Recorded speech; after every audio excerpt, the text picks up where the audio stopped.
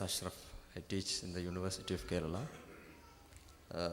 I appreciate for your brilliant exposition on the topic.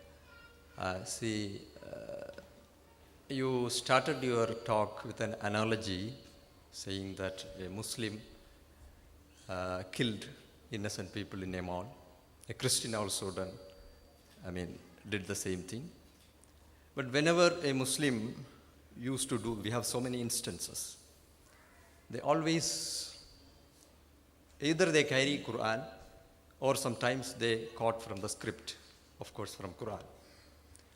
In the fag end of your talk, you listed some organizations like LTT, ULFA.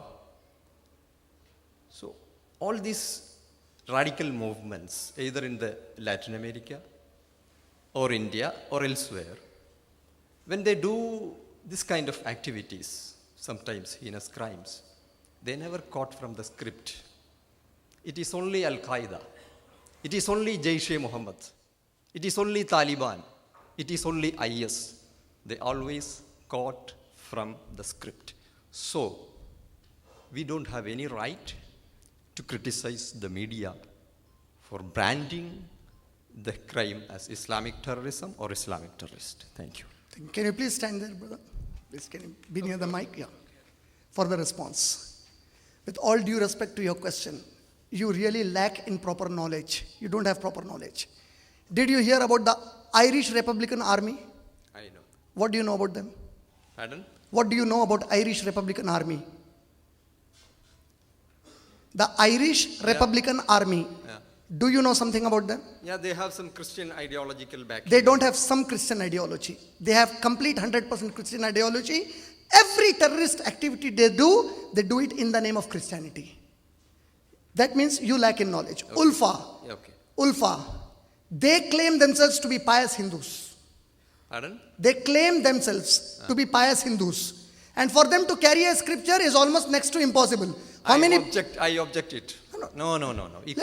You cannot be quoted from any of their leaders quoting from their script, either from Bhagavad Gita or any of the Hindu religious text. I never said they were caught with Bhagavad Gita. You didn't hear my statement. You are prejudiced now. You are prejudiced. You just want to prove your point. I said, ULFA people claim themselves to be Hindus, pious Hindus. I didn't say carrying physically. They carry Hindu names. Sorry? They carry Hindu names. Not just Hindu names, they claim themselves to be pious Hindus. I think it's very clear English statement. They themselves, whether they are or they are not, I don't want to debate on that subject now. I'm saying their claim is they are pious Hindus. That is what they claim. There are many religious groups, Christian religious groups in the eastern region fighting in the name of Christianity. The Mizoram, the Nagaland, the Tripura regions have many groups fighting in the name of terrorism with their ideology backing the religion. Now, carrying a book, I don't know why they don't carry a book. Coming to Jaish-e-Mohammed, Al-Qaeda and all these groups, where did you find that I was defending that group? Did I defend that group? One statement was enough to say, where I said, quoting the Quran, Mr. Ashraf, that if you kill an innocent life, Allah made it clear, you killed humanity. It's a straightforward statement. Then, I also told you that if any non-Muslim commits an action in the name of religion, it is never promoted as religious terrorism or religious fanaticism.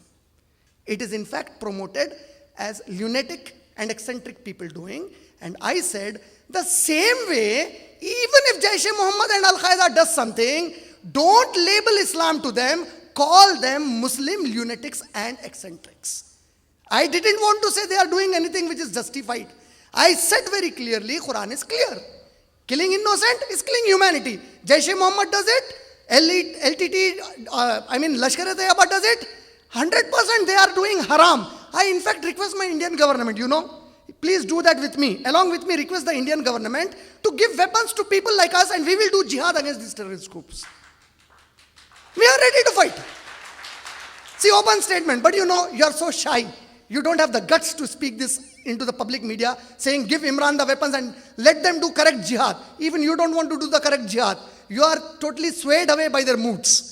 So LET, I never consider LET a jihadi group. You know why?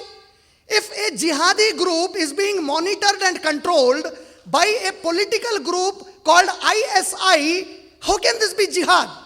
The control of a jihadi is only with Allah subhanahu wa ta'ala. It's a politically motivated group. You ask about Jaish-e-Mohammed, I say the same thing. Coming to Al-Qaeda, what is the history of Al-Qaeda? You know any background of Al-Qaeda? Yeah, I read Abdul Bari Utwan's work on Al-Qaeda. Who? And the same Abdul Bari Utwan, he is a Palestinian Sunni scholar. In the latest and recent work, he said that the majority of the leaders of either Al-Qaeda or Islamic State, they subscribe the Salafi ideology. Yeah. See, again, that is what I'm saying. Please go impartially to read something. Statements like this, I can quote you 1,000 statements which go against you, which goes against somebody. Impartial. My entire talk, I didn't favor a single extremist group. I didn't favor a single extremist group. I appreciate it. Thank you very much. But I didn't do it for your appreciation. I did it for the sake of Allah subhanahu wa ta'ala. That is my duty. I did it for Allah subhanahu wa ta'ala. Second point, I can't take anybody who comes prejudiced and gives statements to make somebody good anywhere, sitting anywhere. See, when you talk of Al-Qaeda, don't quote those. I never heard the name of that scholar whom you are quoting. Who is that scholar? He's a world-renowned scholar. He is the editor of Al-Qudus Al-Arabi, published from London. Please, I'll tell you something. Very famous Arabic newspaper. He may be famous for you. How many of you heard his name, brothers? How many? No, fine. He's an editor. No. How many of you heard his name? See? You said he's very famous. See, how many people read him? You know him. If you know him and a few people say he's very... No. See, popularity... This is very callous. No. Very callous. Listen, it's not callous. Please be very polite with your terminologies. It's not callous, it is honest. When you are projecting somebody to be very popular, people should know him then. If the people don't know, he's not very popular. He may be popular amongst the journalists. I will agree to that. Those who watch BBC or Al Jazeera, he's a very good interpreter or political commentator. Whoever is given... And also a columnist. See, I will tell you, whoever is given a good chance on BBC, I think that fellow is not good for the Muslims. Al Jazeera. Al Jazeera, you think it's an Islamic channel perfectly based on Islam? What is the background of Al Jazeera? What do you know about it? A credible Arabic media. Who the one and only credible Arabic media is Al Jazeera. For Muslims, the only credible media is the Quran. Nothing is credible contradicting the Quran. Sorry, I am not talking about Quran, I am talking about media. This is media. There is no better media than this. There is no better media than this. I agreed, but I am talking in the different context. No. I am talking about media. You call mass media. Quran is the best mass media. There is no better mass media than the Quran. There is no better mass media than the Quran. Why? Every mass media takes a U-turn. The Quran for the 40 years haven't taken a U-turn. It's same, it will remain the same always, mashallah. Now see, if you quote somebody whom you think is popular, some media channel thinks is a popular, it makes no difference to me. See, if you go that way, there is a person who was arrested in London for favoring the terrorist groups. Even he was very popular because he was also on BBC and CNN. So what does it mean? Anybody who comes on BBC and CNN, they have some scale or some registration, ISI mark, then perfect people. No. For us, perfect people are those who are compatible with Quran and Hadith. If they are not with it, for us, they are the greatest rubbish and a burden on the Muslim Ummah if they are Muslims contradicting Quran and Hadith. We hate them. One thing. Secondly, coming to Al-Qaeda. Who was the founder of Al-Qaeda? Osama bin Laden? No, you have wrong information. It was Yusuf Azam. Yusuf Azam. Azam, yes. Palestinian. Yeah, he was not Osama bin Laden. You said Osama bin Laden. No. 1940. Azam, I forgot his name. Yeah. The second Yusuf person Azam. The second person is Yes. Osama bin Laden, Yeah. and the third one is the Egyptian doctor. Zawahiri. Al-Zawahiri. Yeah. How was it founded? What is the history of founding Al-Qaeda? Who helped Al-Qaeda be formed? Of course, the imperialist forces supported and helped to... See, you are in journalism. What is your profession? International studies, specializing in history.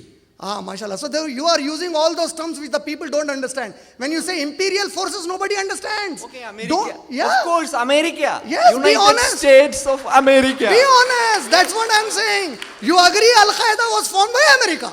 You agree to it.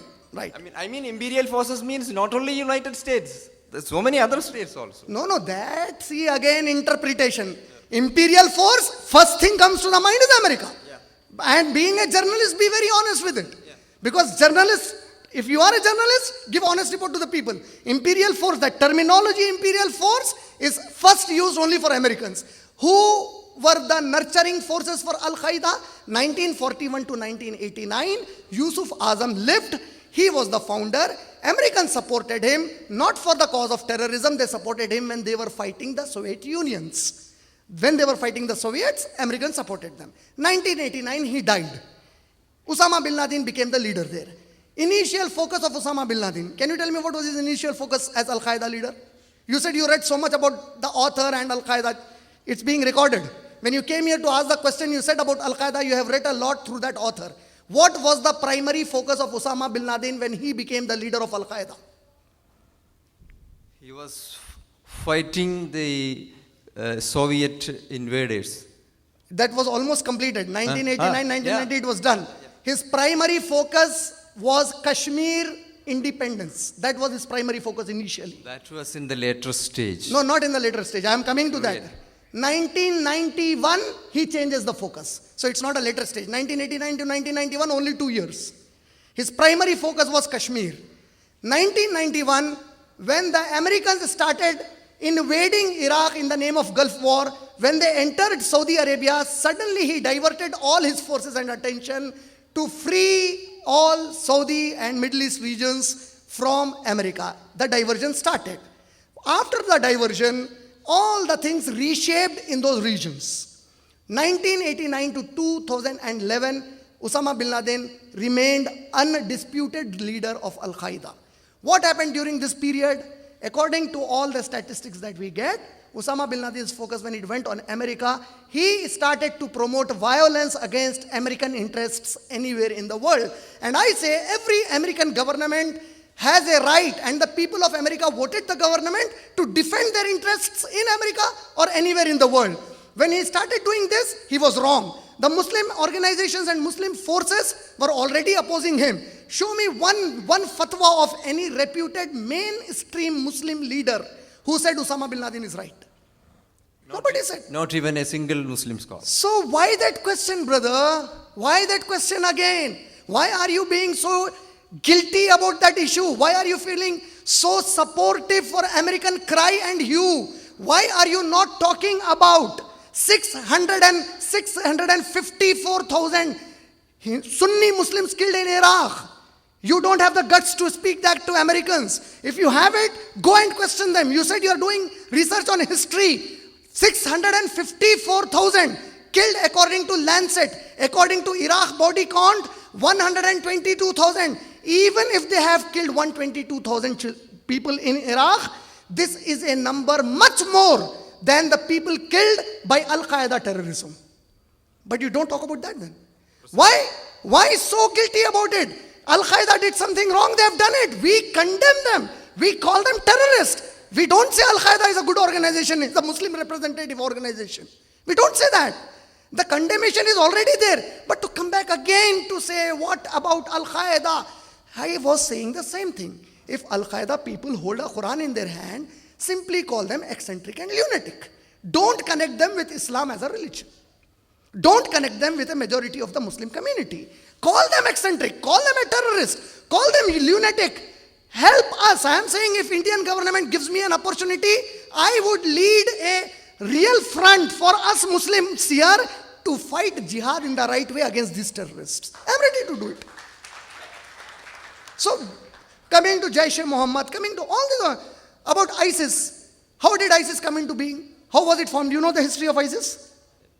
Yeah, that's a good answer. You said you don't know. ISIS, initially it was called Jami'atul Ansar. No, Jami'atul Tawheed wal Jihad. In 1999 it was formed. It was formed by a Jordanian and his name was Abu Mus'ab Zarqawi. He was the founder to it. Why was it formed in 1999? The basic intention of forming Jamiatul Tawheed wal Jihad, which later on became ISIS today, it was formed because these people wanted to take revenge against the Shias committing atrocities against Sunnis in Iraq. That was the main intention. What happened later? In 2004, Abu Musab al-Zarqawi, he merged and gave alliance to Osama bin Laden. He said, you are our leader. And the organization took a new name for itself in 2004. The new name for that organization, it became as Jamiatul Qaedatul Jihad fil Balad ar-Rafadayan. And in English it was short said as Al-Qaeda in Iraq. This happened in 2004. January 2006, this same group, they attracted several Sunni Muslim groups, short groups. They merged all of them. They renamed themselves. And now they started to call themselves as Mujahideen, Shura al-Mujahideen. And it became the Mujahideen Shura, Jama al-Mujahideen Shura. It continued till 2009. In 2009, they gathered more Sunni organizations. And finally in 2009, Zarqawi was killed. After Zarqawi, the reins of this group was taken over by Umar al-Baghdadi and Abu Ayyub al-Masri. These two people, they took over the reins of this organization. They started it, and what happened? This was in 2010. The problem in Syria starts. Umar al-Baghdadi became the leader. End of 2010, Umar al-Baghdadi is killed. Both of them are killed. Abu Bakr al-Baghdadi. No. 2010, Abu Bakr al-Baghdadi became the leader. Before them, Umar al-Baghdadi and Abu Ayyub al-Masri were the leaders. After their death, this Abu Bakr al-Baghdadi became the leader. After he became leader, that was end of 2010. March 2011, the fighting in Syria started. So because Abu Bakr al-Baghdadi and his group was actually fighting Shias in Iraq, they thought Bashar al-Assad is also a Shia. He is killing innocent Sunnis. So Abu Bakr al-Baghdadi sent one of his person. He was a Syrian-born person, a Syrian fighter. And his name was Muhammad Jilani. He sent Muhammad Jilani there. Abu Muhammad Jilani, he said, form a group in Syria, gather Syrian forces to fight Bashar al-Assad. This started in 2011. It continued till 2013. 8th August 2013, for the first time, through an audio tape, Abu Bakr al-Baghdadi declares that this group that is formed there, through Abu Muhammad al-Jilani, by the name Nusra Front, that Nusra Front has merged with ISI, Islamic State of Iraq. That was what Abu Bakr al-Baghdadi was ruling. Zahrawi, Al-Qaeda leader Zahrawi, he condemned it. He said there is no merging between both of you. Tensions started between both of them. Between whom? Al-Nusra Front and Baghdadi. Al-Zahwari, he became an emissary to solve it. Baghdadi didn't allow him to become the emissary. Tensions mounted further. This is the history of ISIS that you have today. When the tensions mounted, what happened? Zahrawi moved away. In 2013, he said, I am not involved anymore with these two groups. Let them do whatever they want. When this started, Baghdadi came into Syria and he started killing the people of Nusra Front, the Sunni Muslims himself. This is what was highlighted, that if you are a Sunni Muslim, how can you kill Sunni Muslims? So he started to say, Baghdadi, that anybody who is not going to support me is a kafir. This is against Islam.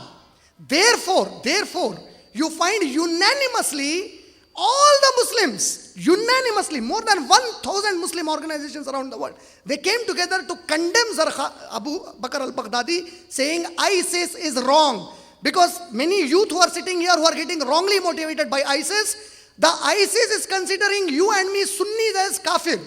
If you don't take them as your leader, according to them you are kafir and you can be killed. This is 100% against Islam. 100% they are not on the right path, they are terrorists. There is no second thought about it.